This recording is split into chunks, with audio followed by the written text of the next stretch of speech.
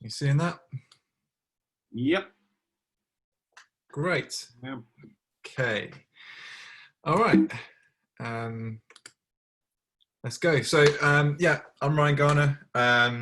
I currently work at 11FS. 11FS is a challenger consultancy that builds fintechs. It designs, builds, and launches fintechs all around the world. Really, we started out doing stuff in the UK, but we've been doing this in the US, in Southeast Asia, in the Middle East, in Europe, and that's taken me all around the world. So it's been fantastic over the past 3 years or so. And I've been working in kind of research, strategy, product design for kind of 15 years now. I'm not a designer, but I have spent a lot of my kind of career working with designers. And really my background is in research and strategy work. I've done a bit of product management as well. I led a product at a startup a few years back, and that really helped me understand the kind of linkages between that kind of quite high level stuff you talk about in research and strategy and how you apply that to actual product design. And really my career started out in tech. So I was working for a research and strategy company that was working with the likes of Nokia and RIM. Do you remember those guys when they were around? And then later kind of the Googles and HTCs of the world. And then now I'm kind of doing fintech, and you know, it's interesting having been in both of those worlds, because kind of riding the smartphone mobile boom and now kind of riding the fintech boom a little bit. So there's definitely parallels there. I do run a Jobs to be Done community meetup in London. I've not done a digital talk yet. I should think about it. Have a look on meetup.com. It's on there somewhere if you're interested in learning more about Jobs to be Done.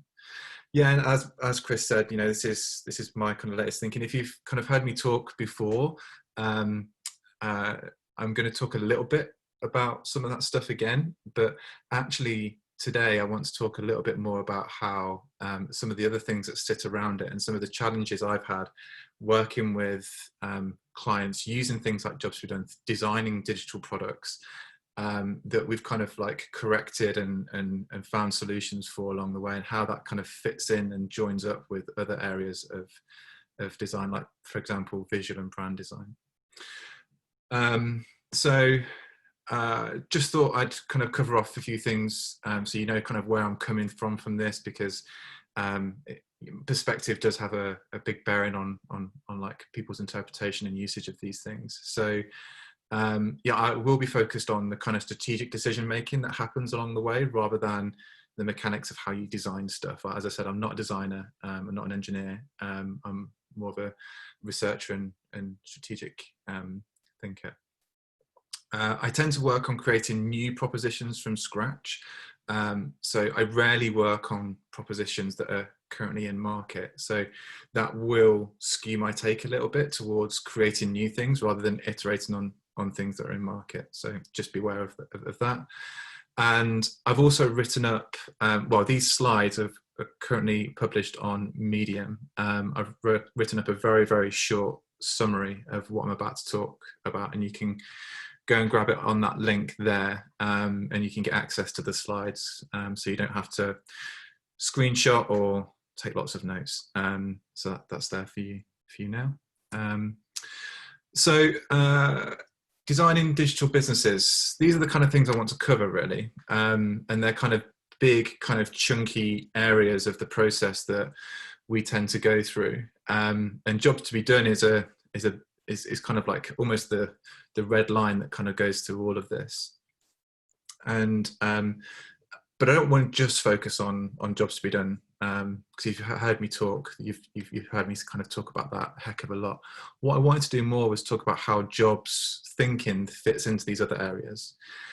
So right from the start, like identifying that growth opportunity, to right at the end of kind of driving that customer advocacy and word of mouth and just general anticipation for that product coming out. So I'm going to go through each of these different areas.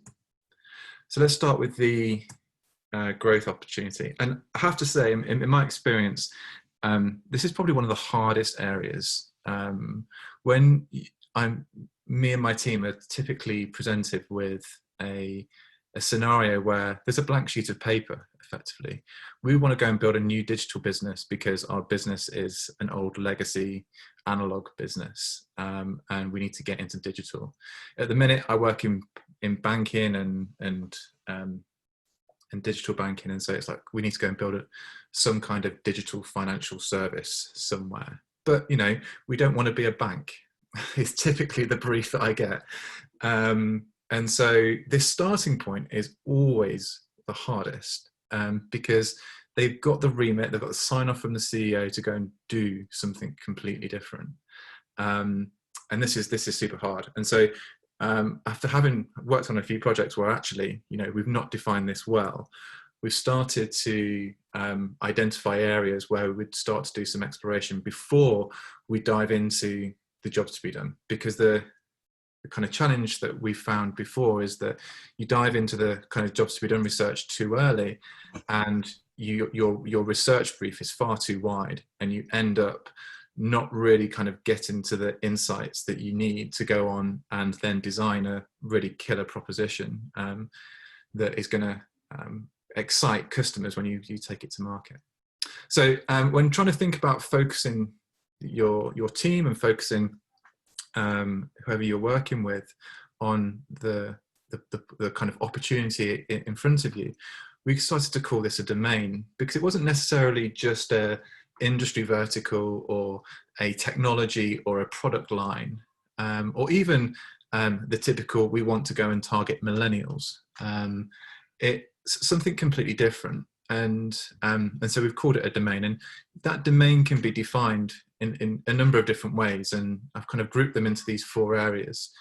And so one of the big areas is these emergent segments, and any kind of big incumbent player in the market will typically have a very mass appeal with their products, whereas the market moves on all the time and new segments emerge, and we've seen that with the gig economy workers over the years. The future of work in general is just kind of changing, isn't it? There's more freelancers, there's all sorts. Influencers have become a thing. There's the whole creator economy. Startup founders and small businesses are massively underserved, especially in financial services. There's the unbanked or the thin file, so they've got no kind of credit history to kind of get credit. So there's lots of really interesting emergent segments that you could start to think about serving better. There's technology, so emergent technology like blockchain, or if anyone's seen those kind of blog posts that have been doing the rounds on social media recently about GPT-3, the open AI intelligence, it's basically you give it a bit of a brief and it goes and writes a blog post for you. Incredibly intelligent, but it's not just those kind of big kind of technology advances. It's things like price pressures. Where is technology creating new cost advantages if you adopt certain things? Where's the digital gap analysis? So, for example, in financial services, a couple of years ago, there weren't many kind of challenger banks knocking around. And the kind of big banks were, they had a mobile app, but it really just showed you your kind of banking statement. And there's a huge digital gap there. There was no Spotify of financial services. They hadn't rethought what financial services meant. It's a bit like that in healthcare at the minute as well. You've got things like Babylon that have come to market, which are great. But there's definitely a digital gap there. And then ecosystem trends. So software as a service has been huge over the past decade or so. We're seeing that now with banking as a service, where you can just plug and play into lots of different types of fintechs to kind of stand up a business. And that creates huge opportunities there. Cultural trends, sustainability and circular business models. I'm sure everyone would have kind of be aware of those, like pandemic culture, what we're just living through right now, like how's that going to affect the future of work? Minimalism's been around for a while. The age of care, definitely going to be accelerated through COVID. Identity politics, again, huge at the moment with BLM. And then there's regulatory changes. This has had huge impact on kind of GDPR for the data business, but also for the banking. And then I saw the CMA also reviewed kind of big tech and advertising recently, which means that might get regulated. And so there's a whole load of really interesting shifts that kind of change the dynamic of markets. And if you can triangulate some of these things together, you can really start to define for yourself a focus domain. And you can take a few of those things forward and then start your kind of jobs to be done work. And I'd really, really strongly recommend spending time getting this right. Otherwise, you could start your jobs to be done work too broad, and what you get out of it is just far too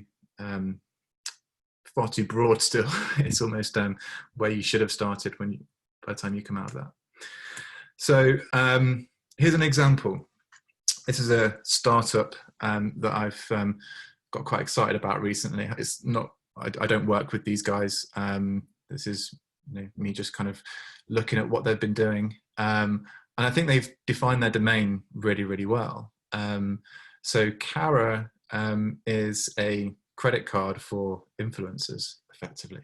And they've triangulated a few different things that I showed on the previous slide. There's the kind of future of work. Influencers aren't recognized by the banking system as a credible job. And so even if you're earning six-figure salary through what you do, banks won't recognize it because you're not in a proper job or what they consider to be a proper job.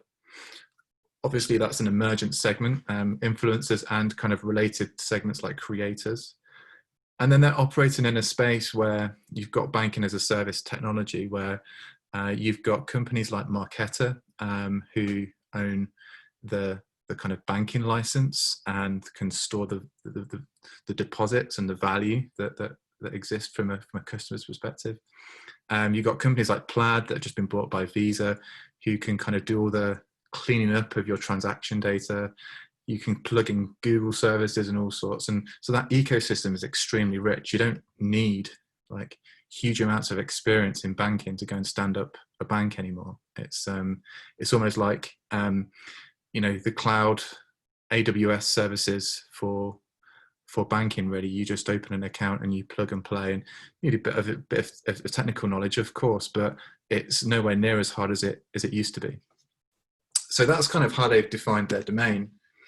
But what would they then go on and design? It's all very well knowing that a emergent segment like influencers and creators are underserved by the financial services industry, but how? Why? What jobs to be done do we need to identify to kind of help them? And why jobs to be done? Well, jobs to be done is a theory. Its aim is to explain how and why consumers start and stop consuming the various things that markets have to offer. So this is really important because there will be influencers and creators in the market that are using credit cards, that are using bank accounts. And really the whole objective here in creating a new thing is to drive that behavior change, to make them stop using what they're currently using because it's not serving the purpose they've kind of used it or hired it for, and to start using your product or service. So how do you go about doing that? And you need to kind of go and understand what the jobs to be done are, and through kind of a variety of qualitative techniques like depth interviews or a bit of ethnography, you can quickly identify a set of jobs to be done. And those jobs to be done need to be kind of prioritized. You need to understand which of those jobs to be done are the ones that are going to give you maximum bang for your buck, really. Which are the ones that, if you focus on first, are really going to create the value that is missing in the market for the kind of disruptive domain that you've identified. And so once you've got your list of jobs to be done, you can start to plot it onto this kind of matrix, which helps with the prioritization. I've done this qualitatively before, but I've also done it quantitatively. And there's two axes to this. The one at the y-axis is how well covered is this job to be done in the marketplace so far. So which of the competitors in the market offering similar products kind of solve this job to be done for customers. At the top it's low, at the bottom it's high. And along the bottom we start to get a customer score. So how underserved is it and how well served is it? So underserved would be, it's really important job to be done, but it's really difficult to get done. Whereas the one in the left-hand side is one that's actually, quite well served in the market. And so jobs to be done can be plotted onto this. And there's four categories. The one in the top right, which is always the one in any kind of 2x2 matrix like this you want to be excited about, is the kind of new market growth opportunity. This is where the job to be done is currently underserved and there's no one in the market currently providing anything to solve that job to be done. And so if you have kind of read any of kind of Clayton Christensen's work around disruption theory, this is what he would classify as new market disruption, where there's a new, the dynamics of the market have changed so much that there's no service in the market currently addressing a market need. And you can go on and move into here and start to define some propositions around this. And it could be category defining, or it could be just a different take on a proposition that is targeted towards a new segment. But there's substantial opportunity if you find jobs to be done in that segment there. In the bottom right is the current market focus. So this is where the job to be done is underserved, but there's quite a lot of people or quite a lot of competitors in the marketplace have kind of cottoned onto that and are starting to pile in. So this is something that is something that is an opportunity for you because it is still currently underserved by the market. But in terms of people recognizing that, the kind of competition is going to be pretty substantial, either now or in the very near future. And the one in the bottom left is you're kind of overserved. So there's lots of people in the market offering services here, and it's pretty well served. Now, the opportunity here is if you can leverage some new technology or a new way of delivering your product, which offers substantial cost savings, then you could enter the market offering slightly less performance because the market's kind of overserved at a lower price point. And this is the classic kind of low-end disruption opportunity. And then in the top left, I would just say ignore it. No one's in the market offering this stuff, and no one really cares from a customer's perspective. So for now, it's not really an opportunity area. But by kind of plotting your job to be done onto a matrix like this, you can start to understand what kind of opportunity you might want to focus on.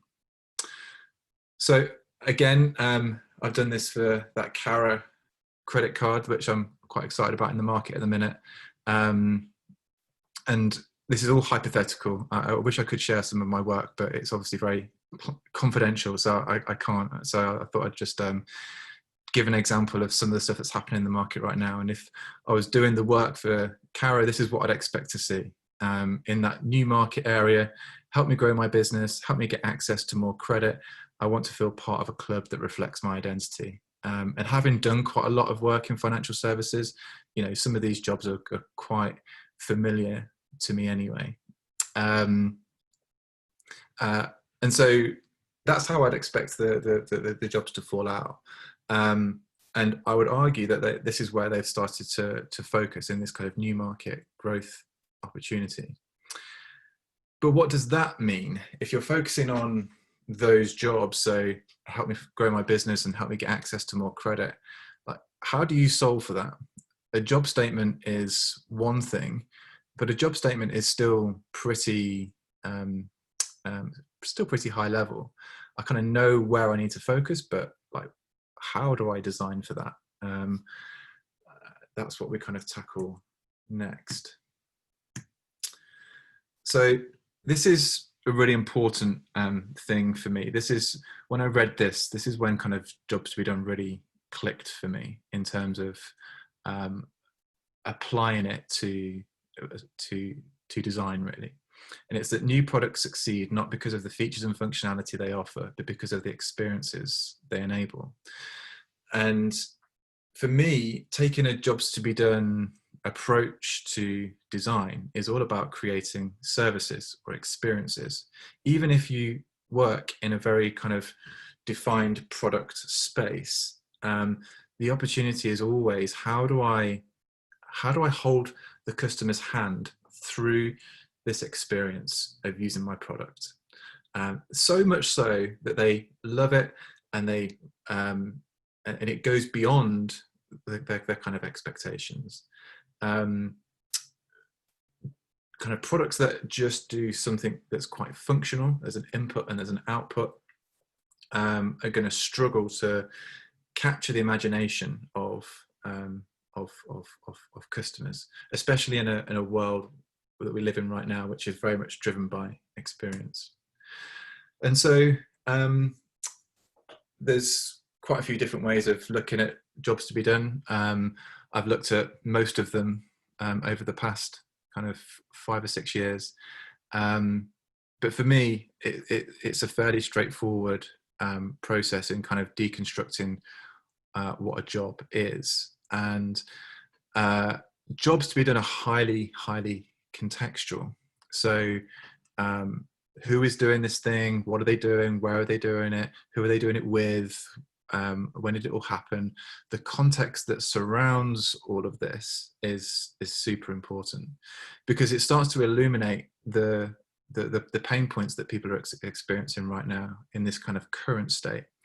And those pain points could be that, you know, there's no service in the market for them, and so they're kind of creating workarounds. They might be connecting a spreadsheet to something else, and just, you know, kind of creating a workaround for them. Or they're struggling through with products and services in the market that, you know, they do a job but they don't do it well, and they've got all sorts of issues with it. And then there's a desired state. So even though you know, they might be struggling at the moment, they can totally see, well, if this was just going to happen this way, it'd make it so much easier. This is the outcome that I'm really hoping to achieve, but I just can't get there.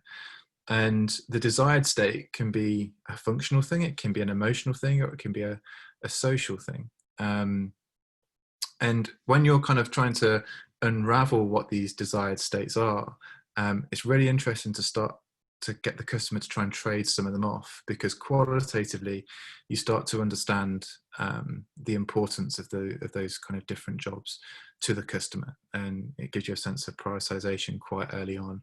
And it also gives you an area where you might want to kind of drill down and focus in understanding the kind of barriers to progress, which is the next thing. What's stopping you from getting there at the minute? What obstacles are in your way? And this could be anything from, it takes too much time, too much effort, there's too many steps in a process, like the design of the current thing just might be horrific. There's no tools, it's just completely inconvenient. And the interesting thing that we've kind of learned when doing the interviews here is that a lot of the time people don't see these as obstacles. If you go searching for barriers or obstacles, it's hard to find them, because people get used to doing things in a certain way. So kind of asking questions like, okay, if I was to kind of manage your finances for the next couple of months, you know, what would I need to know? Like, you know, what's your system? Take me through it. And, you know, they start talking about all the different types of spreadsheets they've got, and, you know, they download some data from here and some data from here, and they put that into this one spreadsheet here, and then they start to create their own budgets. And it kind of makes sense to them, and it's something they've been doing for quite a while. But when you look at it, you think, wow, you're putting a lot of time and effort into this, and actually you're still struggling to get to your desired state. But they don't see it. They don't see it as an issue, because they've just got used to it. They've formed a habit around it. So kind of asking them to talk you through like what it is they're trying to get done, how they're getting that done, is really revealing to how you might just completely change that experience for them. So if we reapply this back to Kara, we talked about Kara being a credit card for influencers. And so what they will have found out quite quickly is, in this current state, is when applying for credit cards, banks don't recognize my job and offer low credit card limits. And so their desired state is going to be for credit decisions to be based on something that's relevant to them, to this new world, this new way of earning money that, kind of speaks to them more. So this is a card based on your social stats. And the kind of language here, you can almost kind of pick this out of a transcript from a kind of customer interview, and drop it onto this landing page that I've just screenshotted from their website. Let's get you started with what you're actually worth. Share your tags, and we'll get going. And so this company has found a way to do a credit risk assessment based on their social stats and their influence online, and correlate that to some kind of potential earnings. And they've been able to do that, and therefore create a new risk decision engine that is going to work for this new segment. And so you've identified those pain points that customers are currently experiencing in the market, and you've created something that kind of changes the goalposts almost for success. And you put this up against a kind of regular credit card, and it's just going to kind of feel completely different. And going back to that point about experience, even though actually credit cards can be very functional, can be very, you've got a card, make a payment, you pay it off. It can have some very basic steps to it. But the feeling that they create here, 5 minutes to get you started, no need for your social security number, no effect on your credit score, just share as you tag and we'll get you started. It feels like behind the scenes, they're holding your hand all the way through this. They know this is a real pain for you, but they're going to create an experience, even if it's, a little bit automated or even concierge behind the scenes, they're going to make that work for you. And this is what we mean by an experience. And I thought this was another interesting one as well, because this is not necessarily a kind of functional job to be done. And I think this plays really, really nicely to the actual segment here. Influencers, creators are going to be very creative. And this feature here plays on a really interesting emotional job to be done. And a trend that we've definitely seen in the UK, with the likes of Monzo and their hot coral card, and Revolut with their metal card, but not so much in the US. Kind of challenger banks aren't as kind of popular in the US at the moment, and so they've really gone to town here on the design of the card, and you can kind of have your own kind of custom design etched onto the card as well. And so they've obviously really understood their audience here, and design would probably mean a lot more for this audience than your kind of regular person that needs a credit card to kind of buy their weekly shop on. So that's kind of jobs to be done, and hopefully the example of like breaking down a startup in the market that's kind of done this already kind of brings that to life a little bit more. But what I wanted to do next was then to start looking at brand design, because for me, having worked with jobs to be done for quite a while, I've always felt there's a bit of a gap, like Jobs to be Done is great for product design, and it's great as you kind of start to create good foundational messaging for your product. But when it comes to brand design, I think it's, you need something else. There's something missing there.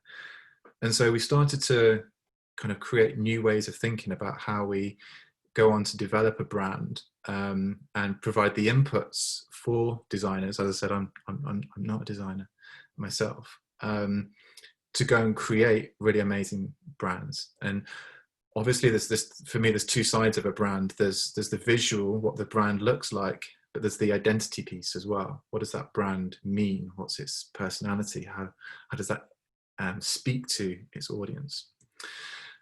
So let's talk a little bit about brand. And so with Jobs to be Done, we're effectively, speaking to the customer. We're consulting the customer here. We're kind of typically doing face-to-face interviews with the customers. We're observing them through ethnography, and we're really getting to the heart of those outcomes that they're striving for in their life. And a designer I work with actually put it beautifully, that when I kind of created those job canvases for him, he said it's a bit like a music sheet. It details all the notes you need to play to produce the music that your audience will connect with. It's not prescriptive enough, so it stifles the kind of creativity of the designer, but it gives just enough insight to be directional, to say, okay, this is the direction it needs to go, this is the outcomes that it needs to achieve, and this is how we're going to achieve success. But with the brand, it's not just about the product, it's about the story. People buy into stories. And so we need to create this kind of deeper sense of connection with the customer that reflects what is happening within the wider world, not just within, well, I can't get credit on a credit card. That kind of doesn't always cut it in terms of connecting with customers.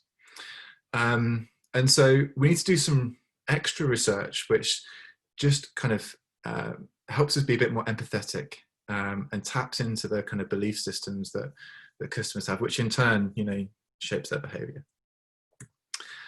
One of the really good ways of doing this is looking at kind of social movements. And I don't know if anyone has heard of the Gartner's kind of technology hype cycle.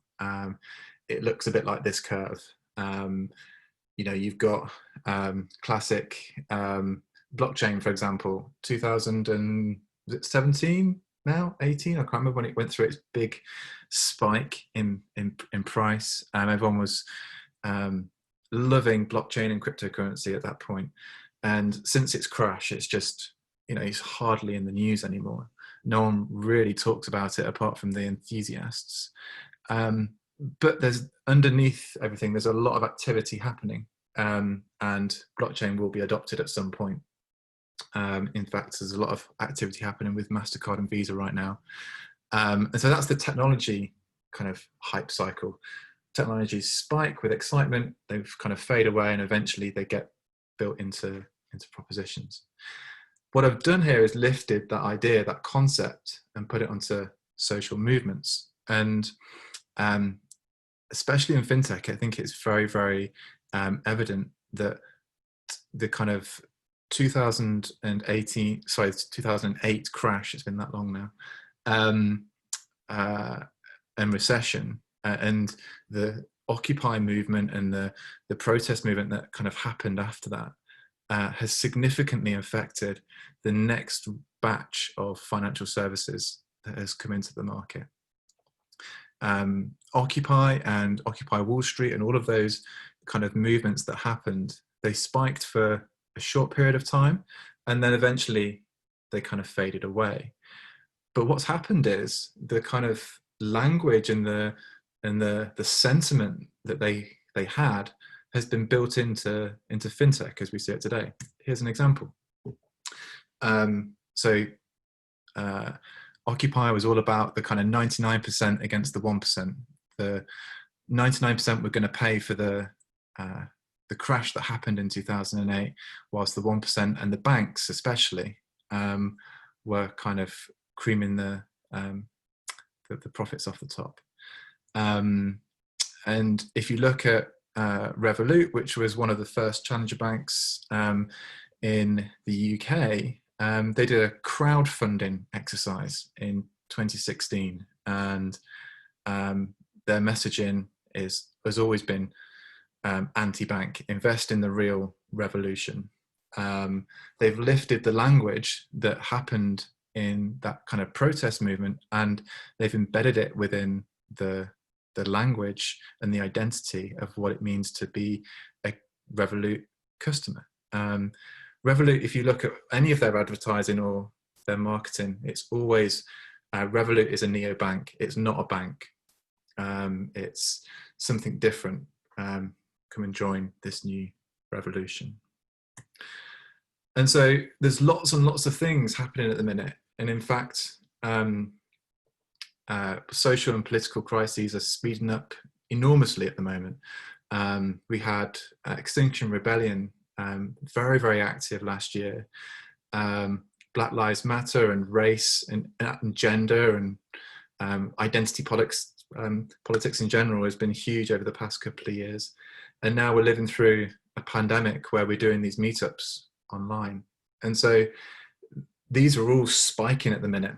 And they're all going to fade away eventually. Like COVID will go away, the pandemic will go away, and we'll kind of start to move into what everyone's calling a new normal.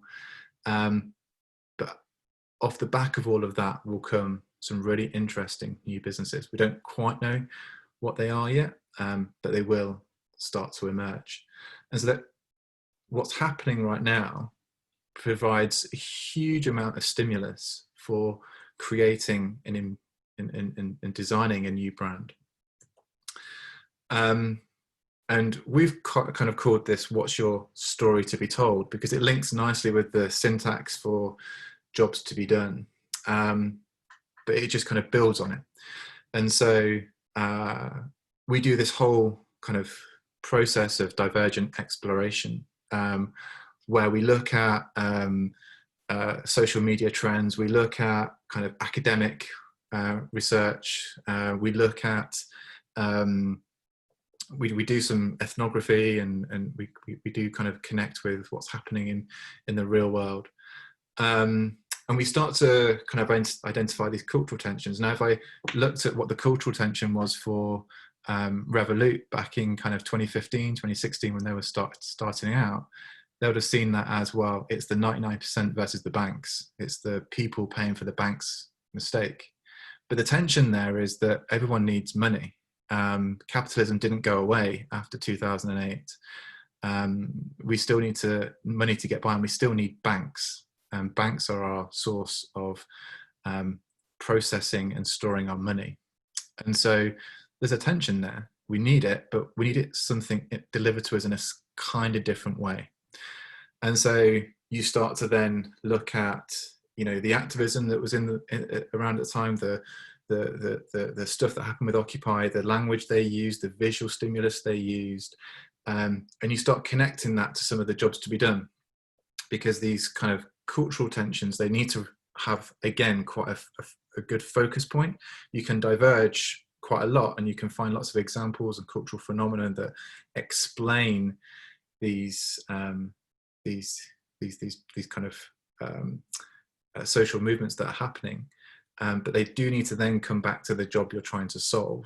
And so you can link all of that back, and then you can start to create these kind of visual snapshots, and these kind of lexicon snapshots as well, where you start to take examples of colors and brands that are operating in this space, even if they are non-commercial brands, symbolism, and then from a language perspective, everything from kind of like brand manifestos, lyrics, language. Actually, some really interesting spaces to look for this is actually within grime music. Grime music is like very, very rich with inspiration for this kind of stuff.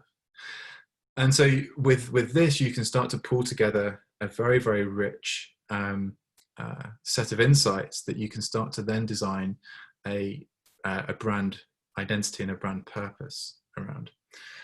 And that's what I want to talk about next is purpose, because this kind of cultural analysis is extremely powerful, but you do have to use it with a bit of responsibility. And so purpose, there's two types of purpose, especially in the work that we do. We're always trying to define a product purpose. And if you read any Jobs to be Done book, one of the benefits of using Jobs to be Done is to create a purpose for your product. And if your product is synonymous with doing that job, you know, people just kind of associate it with that verb. So obviously Google it, FedEx it, Monzo me.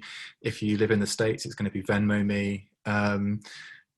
All sorts of different expressions here that have happened over time, where products and brands have just been very, very, very good at being associated with the job to be done they're trying to solve. A brand purpose is slightly different. It's usually associated with the brand's mission. And so Facebook's is to give people the power to share and make the world a more open and connected place. Uber, we ignite opportunity by setting the world in motion. Good things happen when people can move, whether it's across town or towards their dreams. Opportunities appear, open up and become reality. So there's two different types here. You need to operate on both levels, and the Jobs to be Done insights feed into the product purpose. But to kind of feed into that brand purpose, you need to start connecting with something that's much bigger than your company and your business. It has to be something that kind of connects into kind of wider culture and society. But purpose is powerful, and there's lots of questions being raised about whether it's being used responsibly. I love following Scott Galloway. He's a real cynic of the kind of big four technology companies in how they operate, really. Like, obviously, you know, he's very you know, he loves like the benefits and the conveniences that we get from them. But this post here is great. I recommend it's a good read. Tech companies love pretending to save the planet, and I think people are starting to see through these brand purposes that are just a little bit hollow. And every tech company is trying to kind of make the world a better place. But is it really? Is it really? Is the question.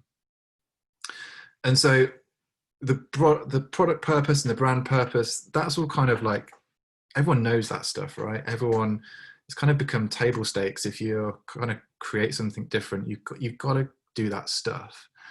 But I believe we're quickly shifting towards a post-purpose world. So what does that mean? Well, it means that the context has changed. Customers, critics, journalists, they all have greater visibility of how businesses operate. They can connect the dots between what you're saying in your mission statement to actually how your business operates and delivers stuff to customers. You need to have a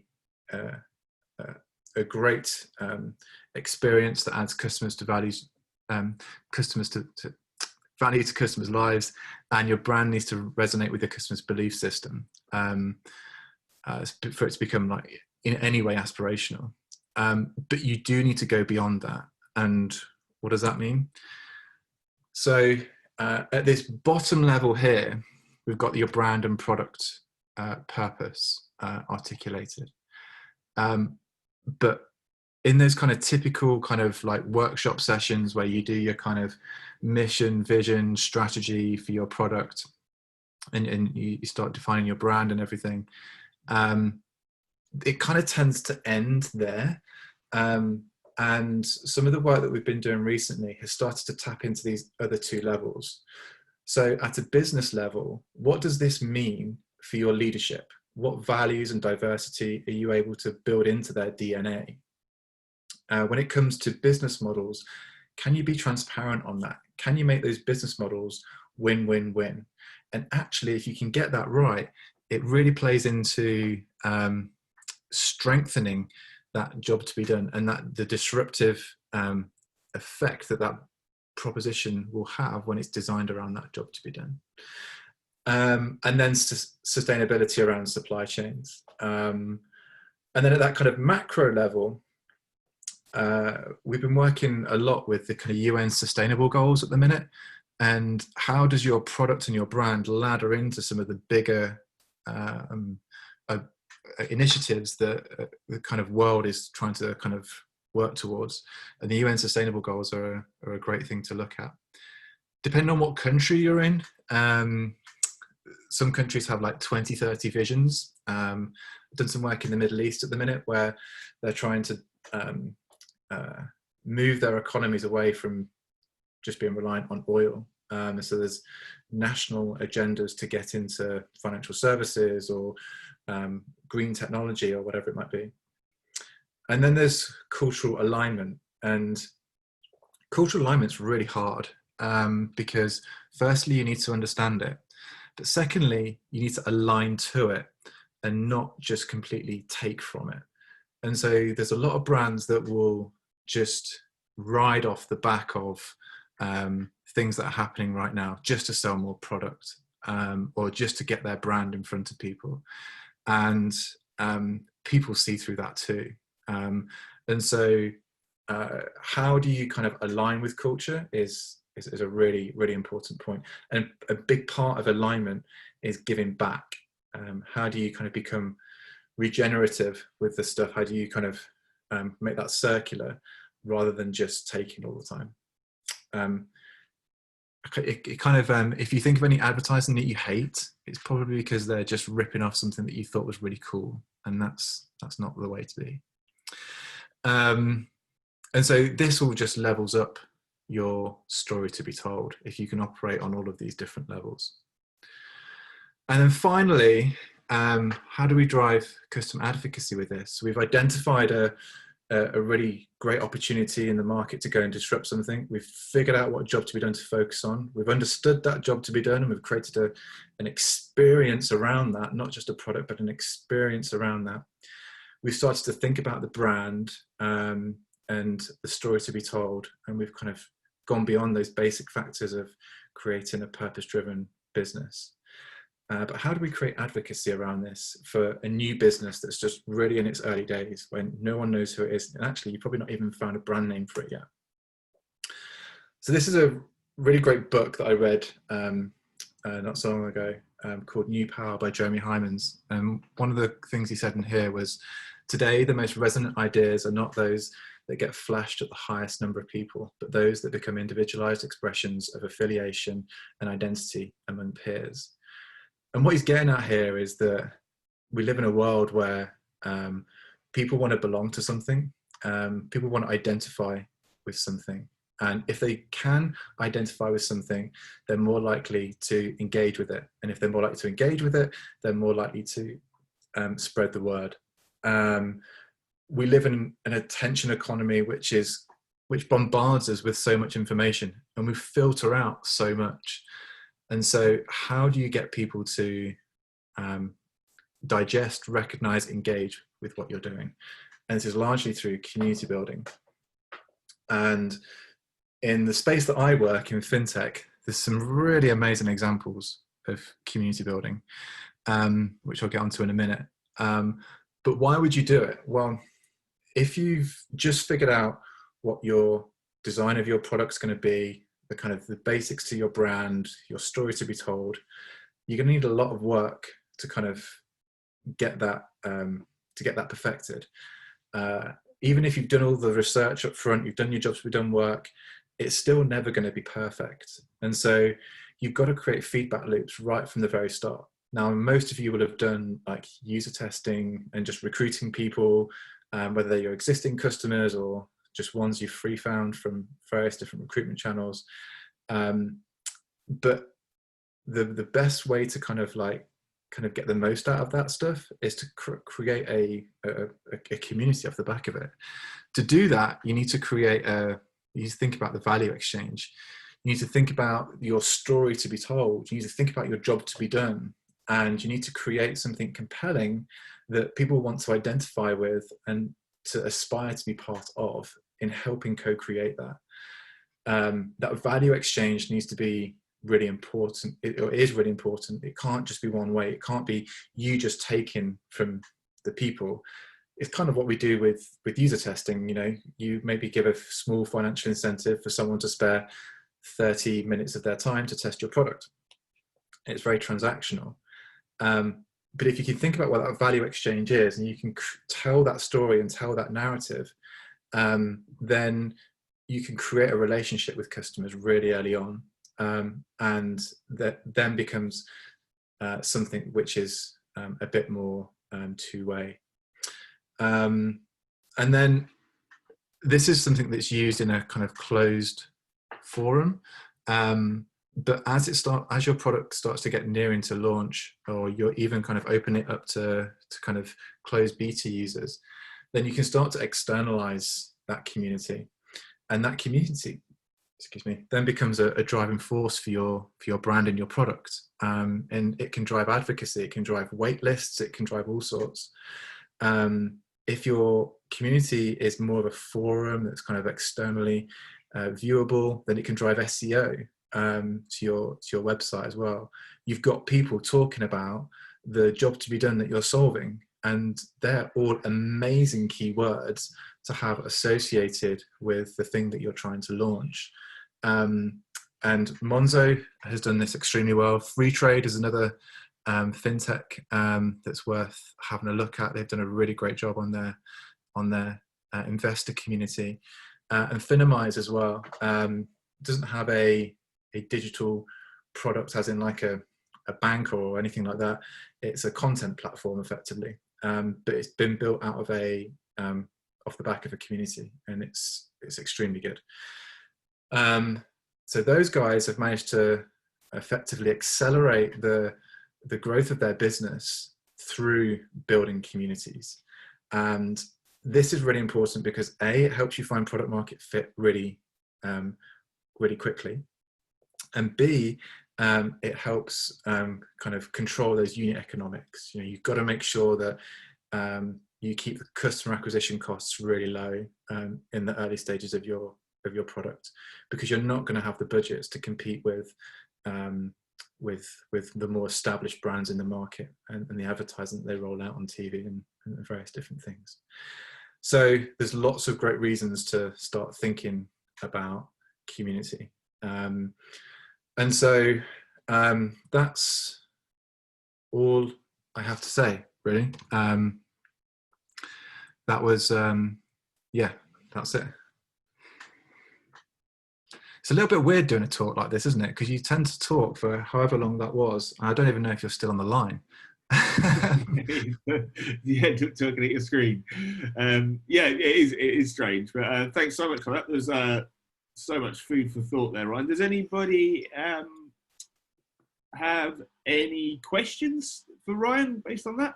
Quickly, you feel free to put it in the chat, or you could just unmute yourself. I think you've got connections if there's a conflict.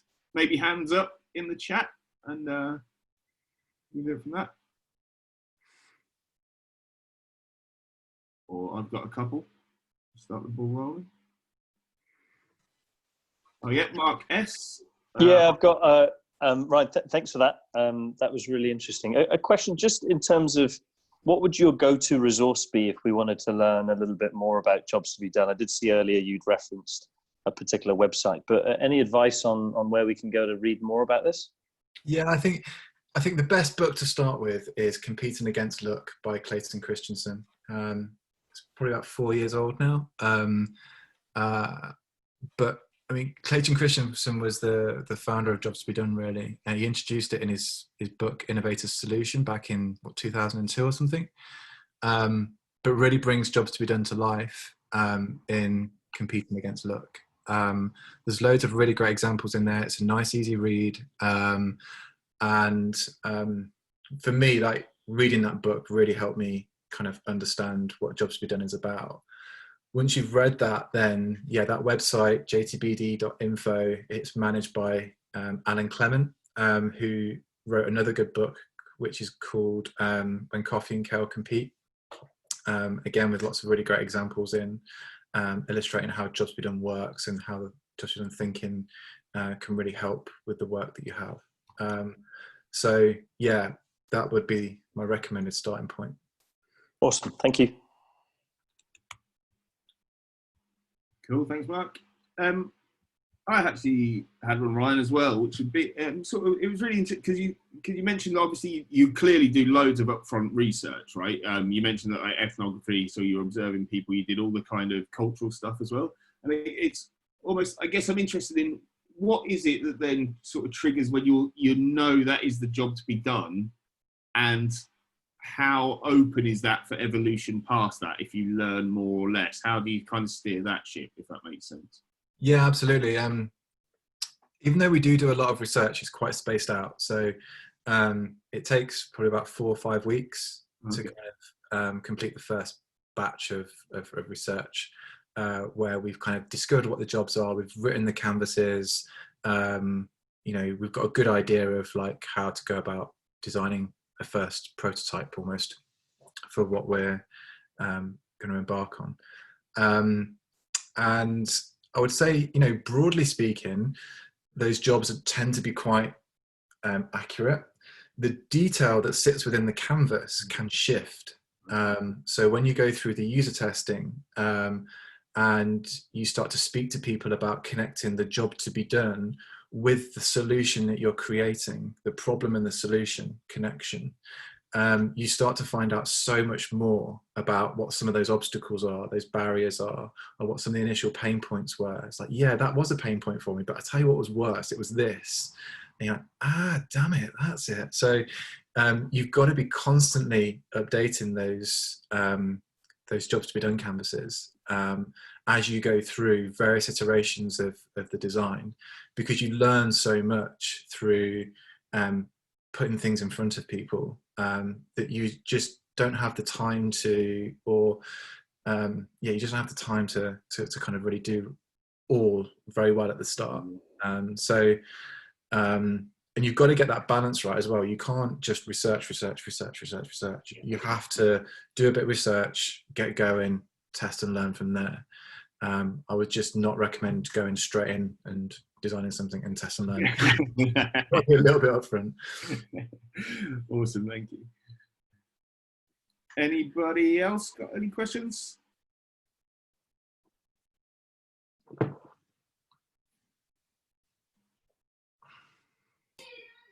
Nope. I don't think so. I've got. Can I throw one in? Sorry. Yeah. Oh yeah, and Adam's got one as well. Cool. Yeah. Oh, cool. Do you want to let Adam go first then? Well, I'm easy. You're there. You got him first. Adam's put his hand up, so we'll go. Okay. Apologies if there's screaming kids in the background, by the way. It's that time of evening. Firstly, yeah, thanks very much for that, Ryan. It's really, really interesting. I particularly like the how you thought about jobs to be done being applicable to sort of brand design as well. That's definitely an aspect for me that I kind of hadn't even thought about until your talk. So thank you for that. I guess similar to Chris's question, actually, I wonder, and you mentioned about companies with sort of clear mission and purpose at the end of the talk. I wonder when you sort of talk about focusing on the domain, how it, in some of your experiences, you've seen organisations really focus in using that as a lens to determine what's effectively kind of in and out of scope. So you have all these different kind of market trends. You do broad research, which Chris mentioned. How have you seen companies practically apply their mission and purpose to sort of narrow the scope and determine what jobs they're going to serve? Yeah, I think you can do a bit of that up front. As I said, one of the 4 quadrants at the start in kind of defining your domain was cultural trends. And so from that, you can gather quite a lot already about ultimately what the kind of purpose of this thing could be. Because if you're focusing on, I don't know, the age of care, for example, which is something that is increasingly popping up, like people are much more conscious of their mental health, much more conscious about obesity and fatty foods and all of that kind of thing. You've already got a bit of a purpose within, just focusing in on that initial cultural trend when trying to define your domain. So you can carry quite a lot through from that. It's just that when you once you've got past figuring out what the jobs to be done are and like how are you going to form your proposition around that customer problem, that then you kind of come back to, okay, so we wanted to, this is in the domain of like mental health, say, let's go and do a whole load more like work on that. Let's figure out what are the different dimensions of that, what are the different players, who are the big kind of influencers in this space, you know, what are the key words that are used here, how do we kind of become a bit of a thought leader in this place. And actually a good exercise that once you've kind of gone through that process is to write a blog post, a Twitter post, and a LinkedIn post, an Instagram post around that content, and share it with a bit of a community you've been building up, say what I got to at the end, and just see how they respond to it, because you might be completely off the mark and getting it wrong. You don't want to be getting it wrong when you're kind of like trying to scale the thing. So that iterative development on your brand purpose and ultimately the content and your viewpoint can be done quite early on, before you've got anything in market, really. Cool. Thank you. Cool. And Adam, you should be unmuted now.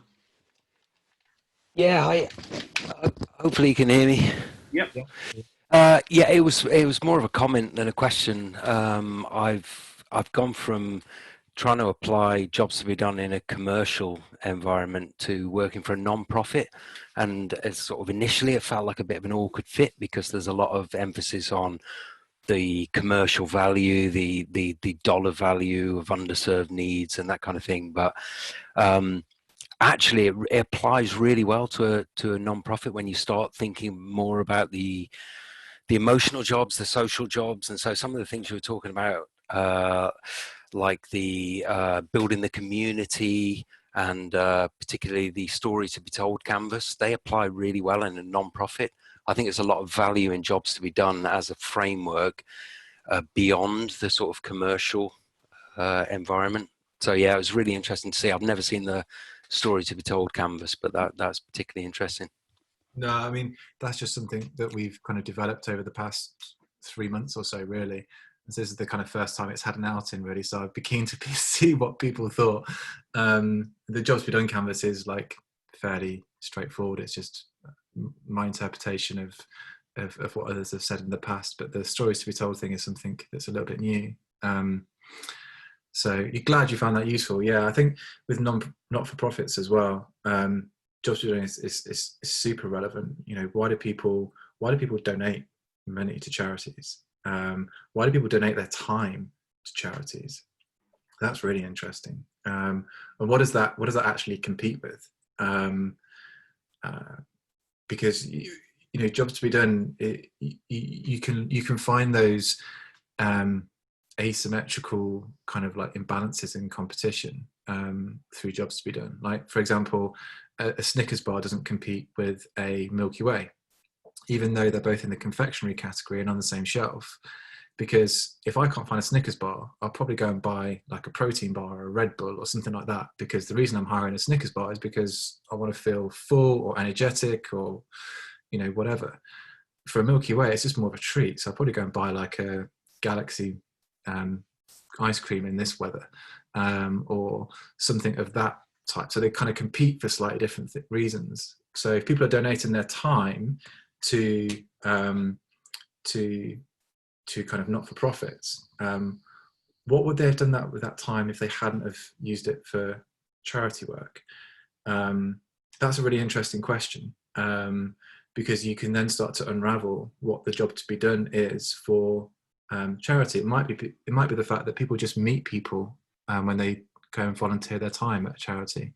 It might be because you know, they can connect more with some of the issues that are facing them and their family, whatever it might be. So they're really interesting emotional and social jobs that you probably wouldn't be able to uncover at that level for a more commercial product. It's really funny hearing you say that, because it was exactly when we started exploring the donate journey that we started looking at this. And I did a presentation to my team, and I used the Snickers and the Milky Way example to kind of communicate jobs to be done. So yeah, it's funny you would pick up on that.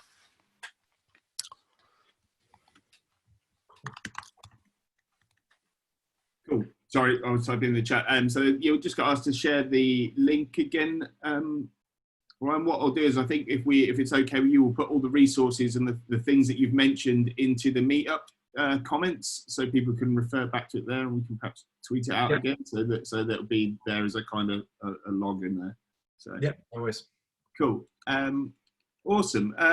Well, yeah, thanks again. That was a super interesting talk. Really, I really like this sort of, all those cultural aspects that you raised. That I think, like Matt, we haven't really considered it from our point of view. Those same kind of things. So it was great to hear that and how jobs applies to that. So that was really interesting. I've just got a couple more slides to do. We won't keep people away from their dinner for much longer on a Monday, but just a couple of more slides to show, which should be here. So yeah, any questions? Move this. So just as further stuff that Redgate are doing, we have numerous channels that people can contact us on. So we have a Medium publication with some blogs on. We have the Redgate product development Twitter, Ingeniously Simple on both YouTube and Instagram. We also have a podcast where we talk to a variety of experts, which is worth listening to. So we've had people like John Cutler on there. I think we might have had Adam Clement, but he's definitely done a talk with us who Ryan mentioned about the jobs we've done. So that's probably on the YouTube channel. So feel free to check that out. And as I mentioned, I forgot this slide. We're also hiring at the minute. So we are hiring product and UX designers of a mid-senior level, but we're always open to applications from anybody at any level, like speculative inquiries. We're always open for a chat with anybody. So please check out our link there if you're interested in that. And just one more thing, we're obviously, now we're kicking this off again, we're looking for more great speakers like Ryan. So any UX and design challenges, ideas or problems that you have, get in touch with us either on Meetup or through the Twitter or any social channels that I've mentioned.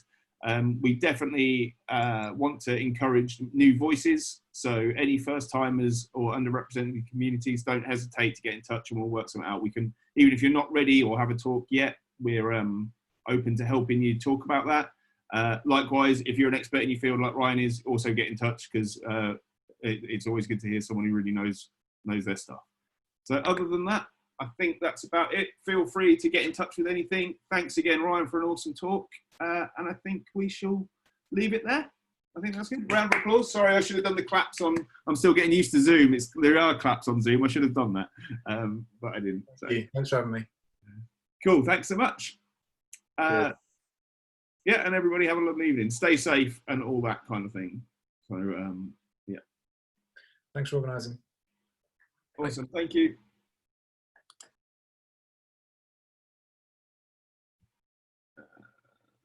What's that? End meeting for all. I'm going to hang up on you all. No, you hang up. No, you hang up. This is going to be me hang up on you all, I'm afraid. Bye-bye.